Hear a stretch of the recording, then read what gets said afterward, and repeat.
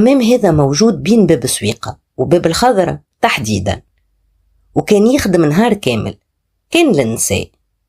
وفي ليلة من الليالي بعد ما فرغ الحمام وما قعد فيه كان الأم وبنتها، من قوة التعب اللي تعبوه هيك الزوز دخلوا البيت السخون اللي كانت أسخن من العادة بطريقة غريبة، حطوا ساقيهم في الجابية متاع الماء السخون، فمش ما ينحيوا التعب والنفاخ متاع النهار.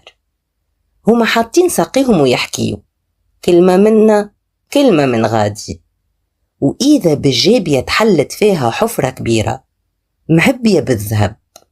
المرأة من اللول ما صدقتش اللي تشوف فيه، أما غرها المال وعينيها لمعت وهزها الطمع. قالت لبنتها أهبط فيسع ومدنا الذهب. الطفلة هبطت وبدأت تعبي وتمد لأمها، هما يكتسوا ويحطوا